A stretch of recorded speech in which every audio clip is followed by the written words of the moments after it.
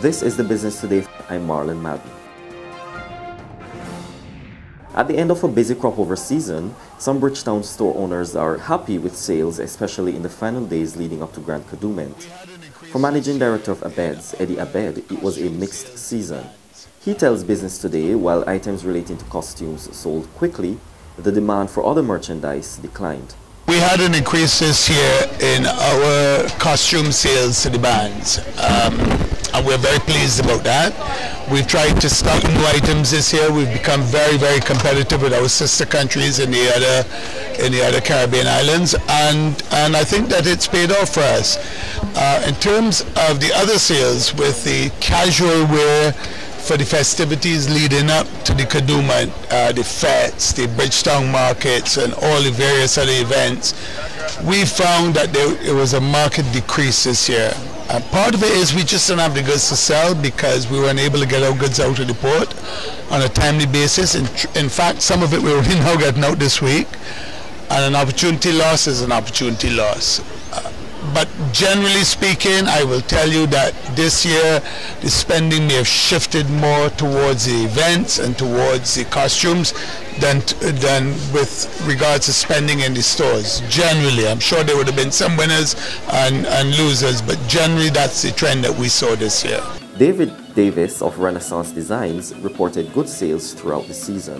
From a business perspective, I must say the crop over period was extremely good for us at Renaissance Designs.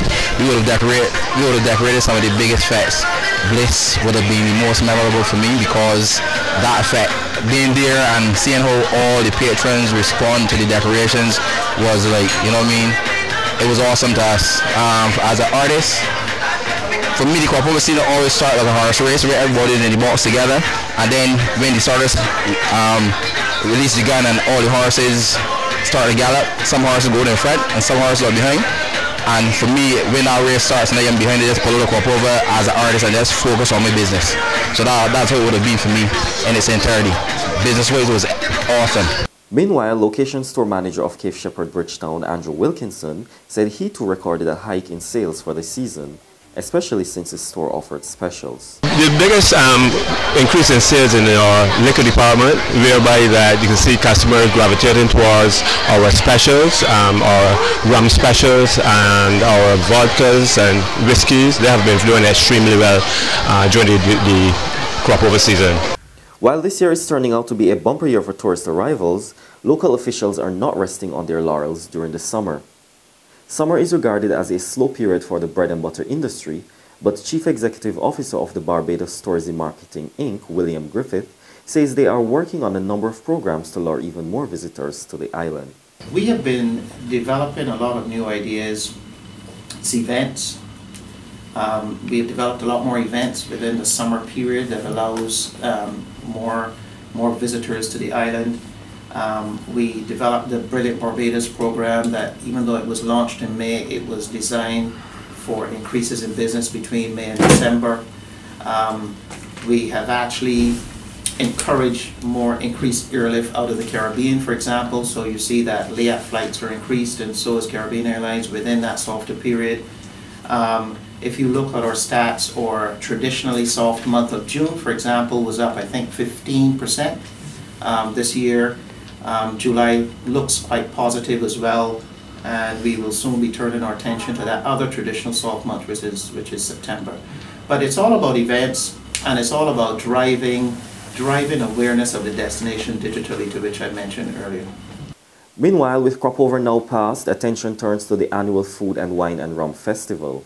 Griffith hinted at big changes to the event, but he's keeping the details close to his chest. I don't necessarily want to divulge what events have been dropped so far, but what I can say is that within the restructuring, we are trying to broaden our base.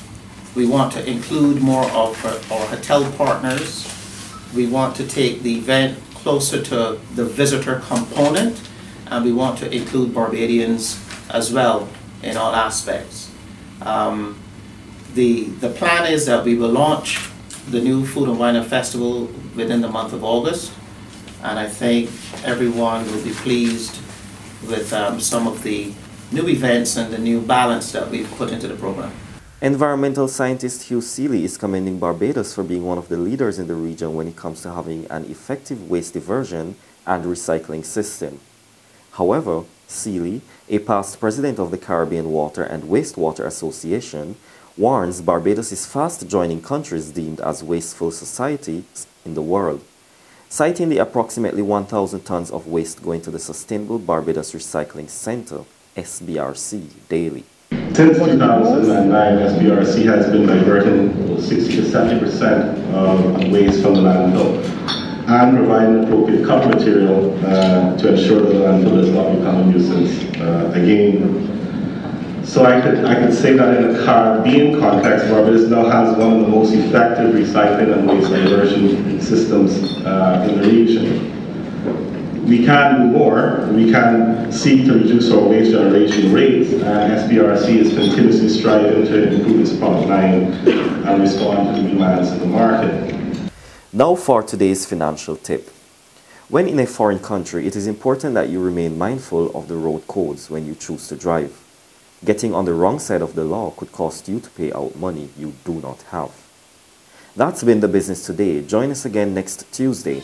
Until then, you can get more business and news by logging on to www.barbadostoday.bb, subscribing to our e-paper, and liking us on Facebook. I'm Marlon Madden.